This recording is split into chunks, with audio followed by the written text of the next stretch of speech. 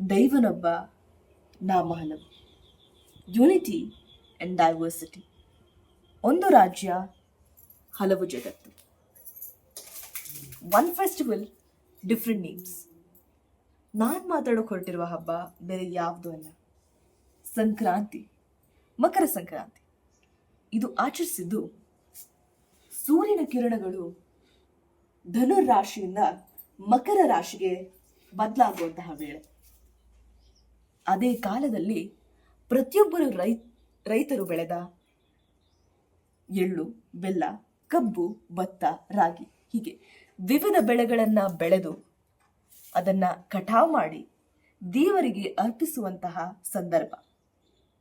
ಈ ಹಬ್ಬವು ಭಾರತಾದ್ಯಂತ ಆಚರಿಸಿದ್ದು ಆಚರಣೆ ಒಂದೇ, ಆದರೆ ಕರಿತಕ್ಕಂಥ ಹೆಸರು ಬೇರೆ.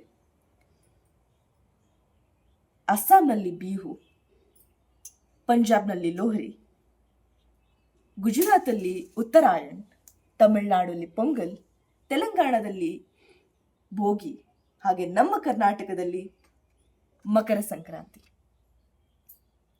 ಎಳ್ಳು ಬೆಲ್ಲ ತಿಂದು ಒಳ್ಳೆ ಮಾತು ಮಾತಾಡೋಣ ಅನ್ನುವಂತಹ ಸಂದೇಶ ಸಾರುತ್ತಾ ಸಮಸ್ತ ನಾಡಿನ ಜನತೆಗೆ ಮಕರ ಸಂಕ್ರಾಂತಿ ಹಬ್ಬದ ಹಾರ್ದಿಕ ಶುಭಾಶಯಗಳು.